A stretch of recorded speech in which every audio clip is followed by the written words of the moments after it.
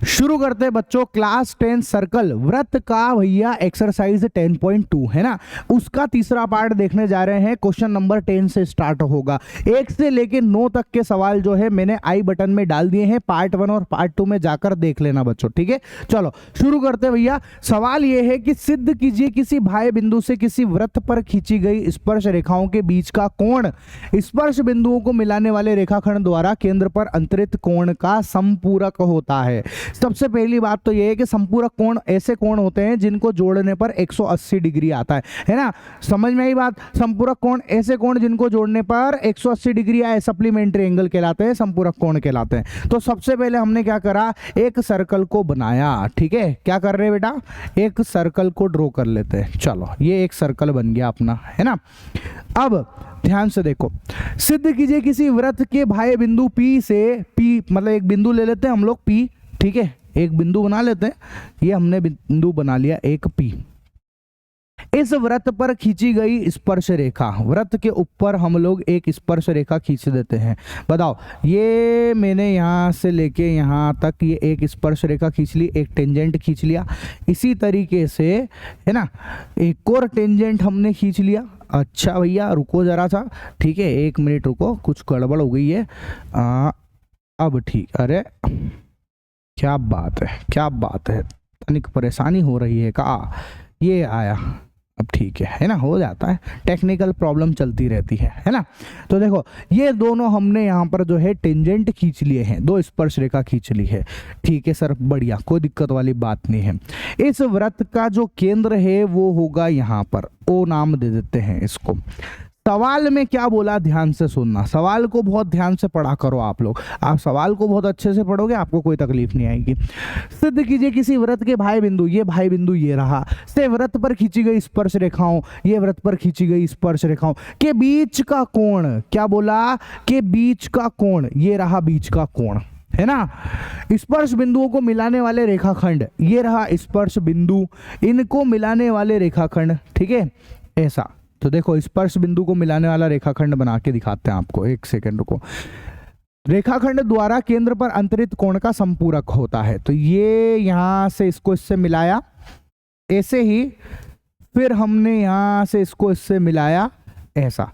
और भैया ये जो केंद्र पर, ये जो केंद्र है ये रहा, ये वाला एंगल जो है ना, ये वाला एंगल और ये वाला एंगल दोनों को संपूरक बनाना है आपको, मतलब कि सप्लीमेंट्री एंगल बनाना है। कहने का मतलब ये है कि इसका और इसका दोनों का जोड़ जो है वो 180 डिग्री आना चाहिए। बात खत्म, सवाल खत्म हो जाएगा आपका, ठीक है। तो क्या करेंगे, नाम दे देते हैं, इसको P दे दिया तो इसको अपन Q दे देते हैं और इसको हम लोग जो है R नाम दे देते हैं, ठीक है। अब आपके सामने एक चतुर्भुज बन के आ गया है बेटा, वो है PQOR। बोलो चतुर्भुज है कि नहीं है, बोलो ना यार जल्दी से। तो हम लिखेंगे चतुर्भुज, है ना, क्वाड्रिलेटरल PQOR के चारों कोणों का योग, चारों कोणों का योग, कोणों का योग वो होता है भैया 360 डिग्री। कितना होता है, 360 डिग्री होता है। सबको पता है चतुर्भुज जो दिख रहा है इसके चारों कोणों का योग 360 डिग्री होता है। बढ़िया सर, कोई दिक्कत वाली बात ही नहीं है। हमने लिखा angle P plus angle Q plus angle O plus angle R बराबर 360 डिग्री। एंगल P ऐसा का ऐसा, एंगल Q, अब ये तो आप सब जानते हो भैया, चैप्टर ही खत्म होने वाला है। हमको पता है कि ये 90 डिग्री का होता है और ये भी 90 डिग्री का होता है। क्यों, त्रिज्या और स्पर्श रेखा के बीच का कोण 90 डिग्री का होता है ना। तो Q की वैल्यू आ गई sir 90 degree, plus angle O ऐसा का ऐसा ही रख देते हैं, है ना। एंगल O हमने ऐसा का ऐसा ही रखा, ये लो, एंगल O ऐसा का ऐसा, प्लस एंगल R की वैल्यू कितनी है सर, एंगल R जो है वो भी 90 डिग्री का है और बराबर में हमने लिख दिया यहां से 360 डिग्री। कोई तकलीफ वाली बात नहीं है सर, ठीक है। अब देखो आप ध्यान से, एंगल P है ना, angle P plus angle O है ना, प्लस 90 और 90 हो गए 180 डिग्री बराबर 360 degree. Angle P plus angle O बराबर 180 उधर भेज देते हैं तो 360 degree minus 180 degree. Angle P plus angle O बराबर आया सर 180 डिग्री। इसका मतलब ये हुआ कि भैया अगर इन दोनों कोणों का योग 180 डिग्री है, इसका मतलब ये हुआ कि एंगल P और एंगल O जो है एक दूसरे के संपूरक कोण है, सप्लीमेंट्री एंगल है। तो लिखेंगे क्या कि इसलिए एंगल P और एंगल O संपूरक कोण है। कैसे कोण है? संपूरक कोण है। आई बात समझ में? ठीक है, क्लियर? ठीक, ये अपना एक क्वेश्चन कंप्लीट होता है। अब हम हमारे नेक्स्ट सवाल की ओर बढ़ते बच्चों, है ना, 11वां सवाल हमारा। ठीक है, देखो मैं आपको बता दूं, मैंने भैया है ना इसी चैप्टर का जो एग्जाम्पल है वो भी मैंने करा रखे हैं, उसका लिंक भी मैंने डिस्क्रिप्शन में डाल दूंगा बच्चों में आप लोगों के लिए। ठीक है, उसमें जो थ्योरम आई है वो सब करा रखा है, तो आप डिस्क्रिप्शन में चेक कर सकते हो। ठीक है, पूरी प्लेलिस्ट भी मिल जाएगी आपको। साथ में मैंने मैथ्स पढ़ाया है, इसमें साइंस पढ़ाया है, और आपको सोशल साइंस सामाजिक विज्ञान भी पढ़ाया है, और एनिमेशन के साथ में पढ़ाया है। मज़ा आ जाएगा, आपको भी लगेगा कि यार कोई मास्टर आया है जो वाकई में तगड़ी तरीके से मेहनत कर रहा है। ठीक है, ऐसा। चलो, सिद्ध कीजिए किसी वृत्त के परिगत समांतर चतुर्भुज समचतुर्भुज होता है। ओके सर, ठीक है, वृत्त के परिगत है ना कोई समांतर चतुर्भुज। चलो तो एक काम करते हैं, पहले तो एक समांतर चतुर्भुज ले लेते हैं हम लोग, एक पैरेललोग्राम ले लेते हैं, एक समांतर चतुर्भुज ले लेते हैं। ये लो, इसके अंदर एक वृत्त को फिट करना है। किसको फिट करना है बेटा? एक वृत्त को फिट करना है। तो ये लो सर, एक वृत्त को अपन इसके अंदर फिट करके दिखा देते हैं आपको। ये इसके अंदर फिट हो गया। ठीक है, ऐसा। और परिगत का मतलब होता है टच करना होना। क्या करना होता है बेटा? टच करना भी होना चाहिए, टच भी होना चाहिए वो, ऐसा। ठीक है, तो इसको थोड़ा सा एडजस्ट कर लेते हैं। एक मिनट हाँ नहीं, एक सेकेंड रुको, है ना, इसको एडजस्ट कर देता हूँ मैं। इधर से तो हो गया एडजस्ट, और ये आ गया हमारा, और यहाँ से थोड़ा सा अरे क्या बात है, क्या हो गया भाई साहब, क्या हो गया? काहे नाराज हो रहे हो? बन काहे नहीं रहे हो? नहीं बन रहा है, तनिक परेशानी हो रही है, जीवन में परेशानी हो रहा है, समझ नहीं आ रहा है। ठीक है, दोबारा से ट्रायल कर लेते हैं। इसको हटा ही देता हूँ साले को। ये ना सर, ये डिजिटल बोर्ड वाले हो, थोड़ा ढंग का डिजिटल बोर्ड देते हमका तो हमारा भी काम थोड़ा अच्छा हो ही जाता। साला उठ पटांग डिजिटल बोर्ड दे दिए हो, बन नहीं रहा है। ध्यान से देखो, इधर देखो, ये एक सर्कल है, बढ़िया। अब एक पैरेललोग्राम बनाते हैं, एक समांतर चतुर्भुज लेते हैं। ठीक है, ये एक समांतर चतुर्भुज, ये रहा। ठीक है, इसको इससे टच कराओ, ऊपर वाले को इससे टच कराओ, बढ़िया। अभी तो कोई टेंशन नहीं है। ठीक है, बढ़िया। ठीक है, तो ये डायग्राम बनेगा, हो जाता है, अभी क्या कर सकते हैं, है ना। चलो, क्या बोला भैया, ध्यान से देखो। अच्छा, अभी भी गड़बड़ है का? अभी भी गड़बड़ है। अरे भैया एक सेकंड रुको यार, तुम अब बिल्कुल सही साट है। ठीक है, चलो, इसको हम लोग P नाम दे रहे हैं, इसको हम लोग Q नाम दे रहे हैं, इसको R नाम देते हैं, और इसको हम लोग S नाम देते हैं, इसको हम केंद्र नाम दे देते हैं। ठीक है, PQRS। बढ़िया सर, कोई दिक्कत वाली बात नहीं है, कोई टेंशन वाली बात नहीं है। ठीक है, सिद्ध कीजिए किसी वृत्त के परिगत। ये एक वृत्त है और उसके परिगत मतलब इसको टच करना चाहिए भैया, इसको टच करना चाहिए। एक समांतर चतुर्भुज जो है वो एक समचतुर्भुज होता है, हमको ये प्रूफ करके दिखाना है।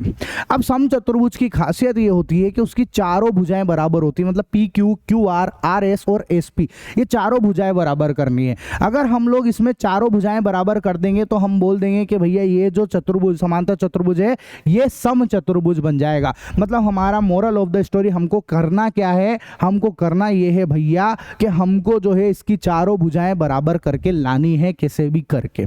ठीक है। चलो अब हमारे को क्या क्या दे रखा है, देखो PQRS जो है हमको दिया क्या क्या है। PQRS एक समांतर चतुर्भुज है। कैसा है?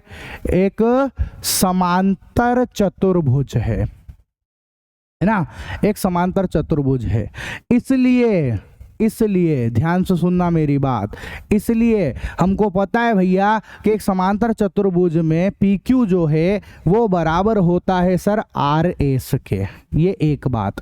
और साथ में है ना QR जो है, QR वो बराबर होता है सर PS के। किसके बराबर होता है? PS के। ये दो आइटम हम जानते हैं कि समांतर चतुर्भुज में आमने सामने की भुजाएं जो है वो बराबर होती है सर। ठीक है, कोई दिक्कत है? बोलो ना, नहीं ना, कि हाँ सर ये वाला और ये वाला बराबर, ये वाला और ये वाला बराबर है। ठीक है, बढ़िया, कोई दिक्कत नहीं है ना। अब देखो आप ध्यान से सुनना है ना, हमने आपको पढ़ाया है कि वृत्त के बाह्य बिंदु से वृत्त के ऊपर खींची गई स्पर्श रेखाएं जो है वो बराबर होती है। तो मैं कुछ पॉइंटों के नाम भी लिख देता हूँ यहाँ पे। जैसे ये है हमारे पास M पॉइंट, है ना, ये है हमारे पास N पॉइंट, ये MN है ना, इसको अपन PQ वगैरह तो यूज़ कर चुके हैं। इसको LMNOPQ क्या लें बताओ? K लिख दो तो इसको K लिख देते हैं और इसको L लिख देते हैं, तो जोड़ी जम जाएगी KLMN। ये हमारे पास में भैया 4 पॉइंट भी है। ठीक है, अब हमको पता है कि PM जो है वो PL के बराबर होता है। तो लिखा हमने कि PM जो है वो किसके बराबर है? PM जो है वो PL के बराबर है। तो ये लिख दिया सर PL के बराबर। क्यों बराबर है? बाह्य बिंदु से वृत्त पर खींची गई स्पर्श रेखाएं आपस में बराबर होती है।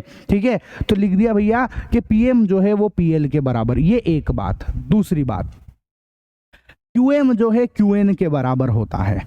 तो QM जो है वो QN के बराबर होता है। मैंने आपको इससे पहले वाले सवाल में भी बताया था, पिछले वीडियो के अंदर भी, कि देखो आप ये बात ध्यान रखना कि PM के साथ में PM की तरफ ही QM लिखना। जैसे ये PM लिखा ना, तो QM इधर ही लिखना। क्यों? क्योंकि हम अब जोड़ने वाले हैं, तो जब जोड़ेंगे तो PM प्लस QM मिलकर जो है वो PQ बन जाएगा, PQ बन जाएगा। इसलिए अगर आपने गलती से QN उधर लिख दिया तो PM में आप QN जोड़ ही नहीं पाओगे। जब जोड़ ही नहीं पाओगे तो फिर प्रॉब्लम हो जाएगी। इसलिए मैंने PM और QM को साथ में लिखा है। ठीक है सर, और क्या कर सकते हैं? देखो आप ध्यान से, RN और RK करना है अपने को। क्या करना है बेटा? RN और RK करना है ना। जो देखो जैसे QN आया तो QN के साथ कौन आना चाहिए? RN आना चाहिए। तो ये मैंने लिखा RN और इधर लिख दिया मैंने RK, रणबीर कपूर। ठीक है, अच्छा सर, बढ़िया है ना। RN जो है वो RK के बराबर है। बढ़िया। अब RK की तरफ ही SK लिखना है मेरे को। तो ये मैंने लिखा SK बराबर SL। एस के बराबर क्या आ गया? SL आ गया। ये SL भी आ गया। अब ये जो चारों आइटम अपने पास आए हैं, इनको इक्वेशन 1, 2, 3 और 4 नाम दे दो और इन चारों को जोड़ दो। आप क्या कर दो? इन चारों को ही जोड़ दो। तो जोड़ दिया मैंने PM। ठीक है, देखते जाओ, PM प्लस QM। जगह कम पड़ जाएगी ना, जगह कम पड़ेगी। चलो अगले पेज पे चलेंगे, कोई दिक्कत वाली बात नहीं। अगला पेज सेलेक्ट कर लेते हैं फटाफट। ठीक है, कलर अच्छा नहीं लग रहा भैया, कलर चेंज करो। कलर हमारे फेवरेट कलर ये है। इस कलर पे गेम खेलते हैं भैया, इस कलर पे बढ़िया समझ में आता है ना। तो देखो जरा, इनको जोड़ने जा रहे हैं इक्वेशन और इन चारों इक्वेशन को। ठीक है, तो लिख भी लो भले। अब equation 1 plus equation 2 plus equation 3 plus equation 4 को जोड़ना है। ठीक है, तो जोड़ के दिखाते हैं आपको। PM QM RK SK, PM QM RK और SK बराबर है। ठीक है, PM QM RK SK बराबर है PL QN RN SL, है ना। PL QN RL और SL के। तो PL QN RN और SL। ठीक है, तो RN और SL, एक मिस्टेक हो गई, यहाँ RN आएगा। क्या आएगा? RN आएगा बेटा, यहाँ पे ये RN लिख दिया।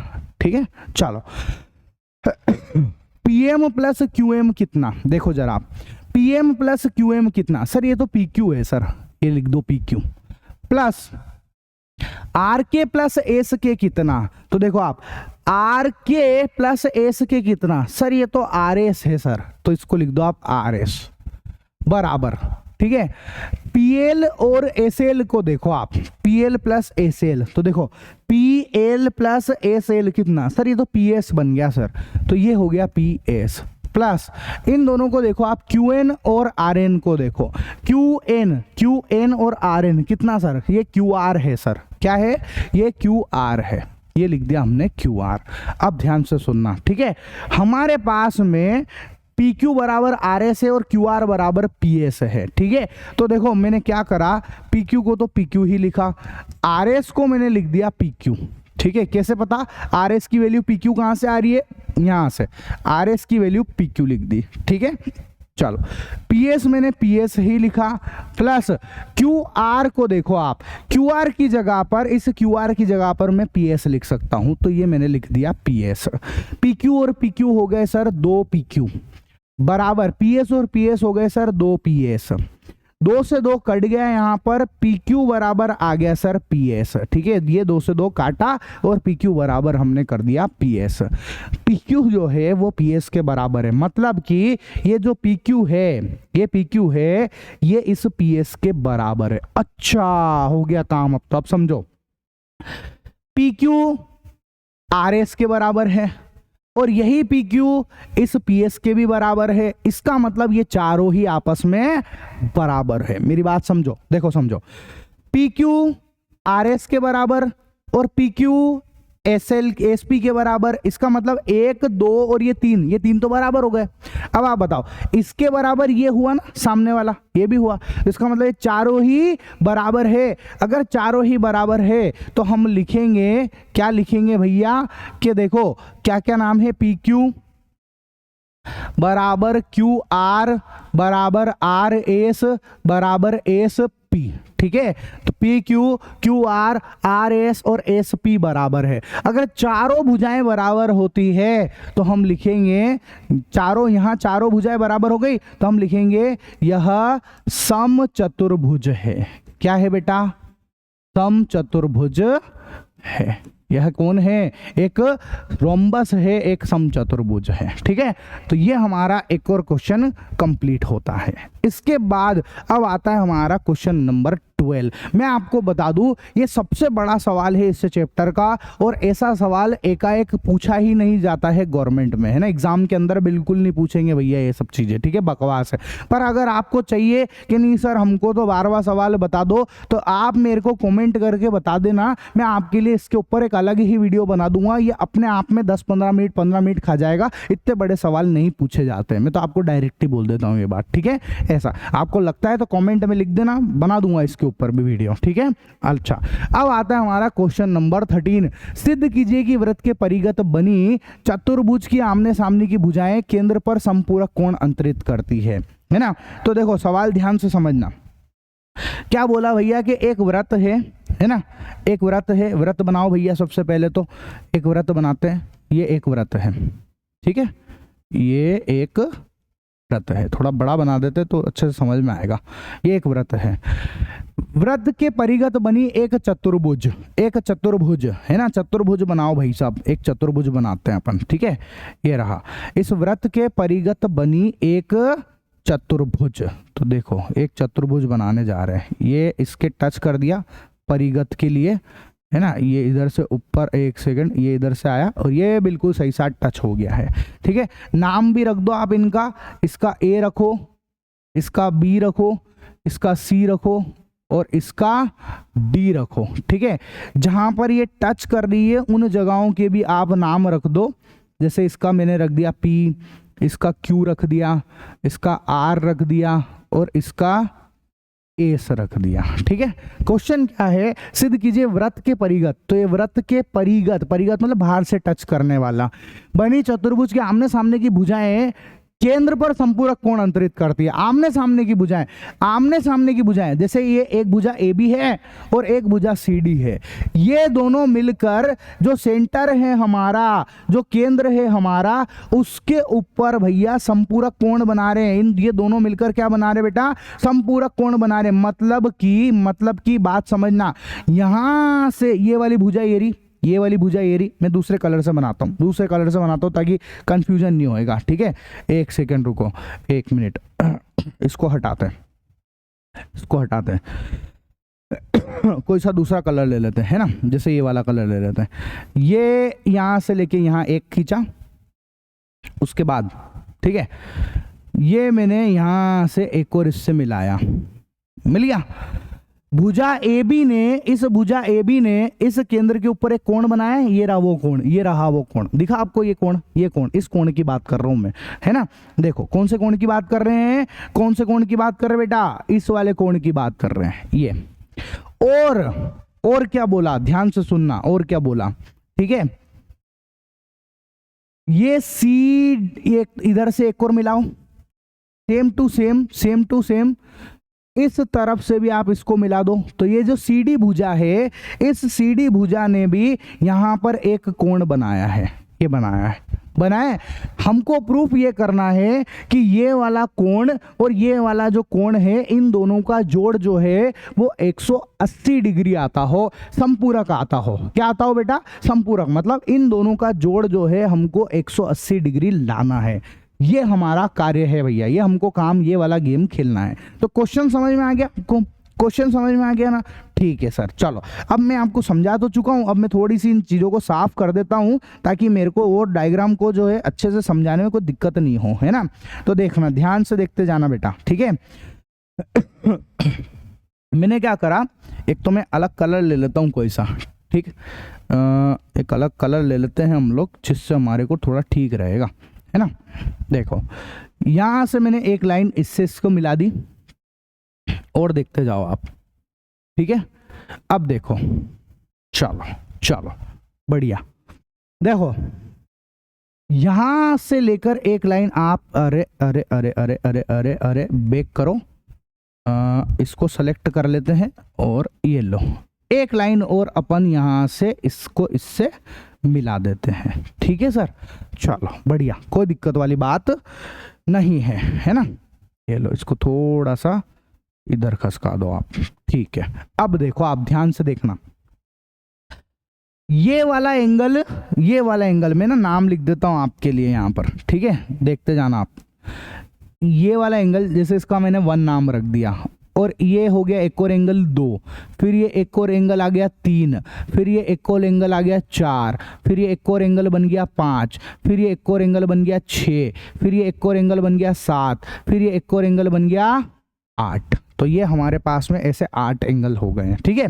अब ध्यान से देखो, हमने एक थ्योरम पढ़ी थी कि ये जो है, ये वाली जो लाइन है, इस पूरे कोण के 2 बराबर टुकड़े कर देती है। कहने का मतलब ये है कि ये वाली जो लाइन है, कौन सी, जैसे ये O है, ये पॉइंट कौन सा है बेटा, ये पॉइंट कौन सा है, O पॉइंट है, केंद्र है ना, ये केंद्र है, तो ये O पॉइंट हुआ, ये O पॉइंट है।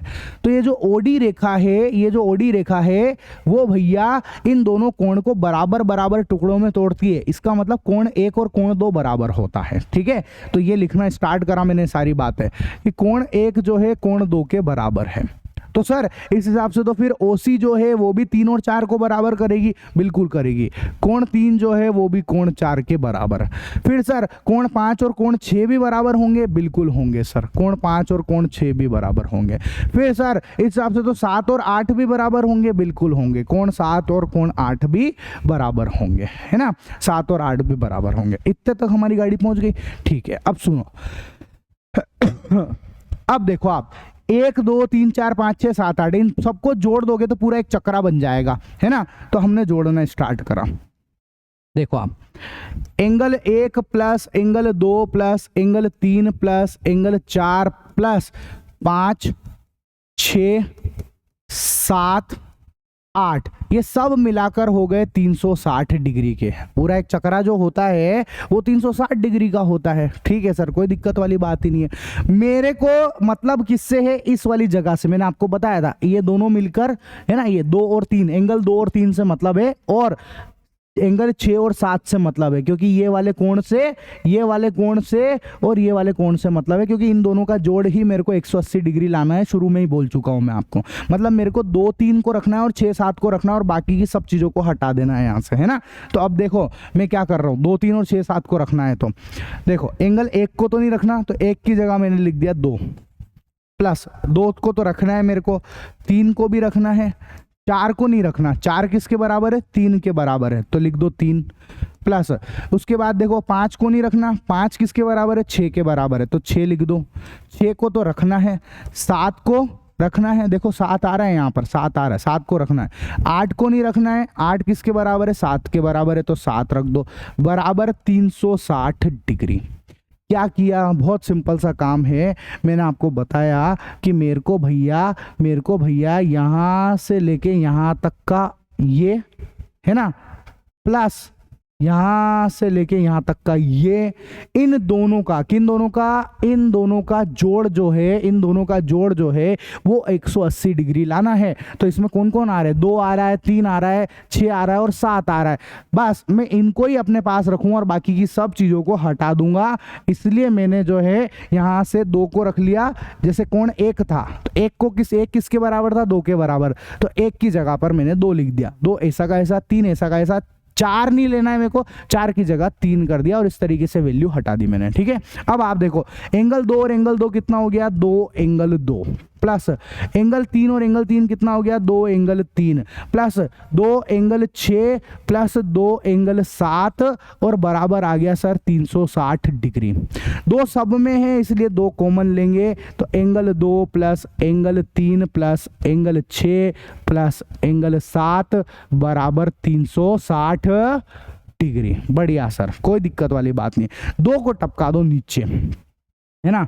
2 को टपकाएंगे तो देखो angle 2 plus angle 3 plus angle 6 plus angle 7 बराबर 360 डिग्री अपॉन 2। ठीक है, अब एंगल 2 और एंगल 3 को देखो आप ध्यान से।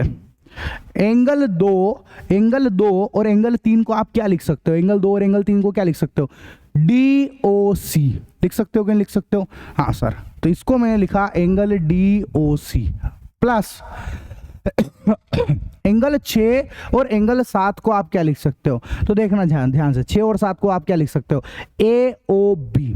तो ये मैंने लिखा एंगल AOB और बराबर इनको डिवाइड कर देंगे तो 180 डिग्री। और बस हमको यही प्रूफ करना था कि जो सम्मुख कोण है ना, ये वाला कौन सा, कि इस वाली भुजा ने जो कोण बनाया है केंद्र पर और इस वाली भुजा ने जो कोण बनाया है केंद्र पर, वो 180 डिग्री का होता है, संपूरक होता है। तो ये हमारा भैया क्वेश्चन कंप्लीट हुआ बच्चों। ठीक है, तो ये मेरा चैप्टर खत्म होता है ना।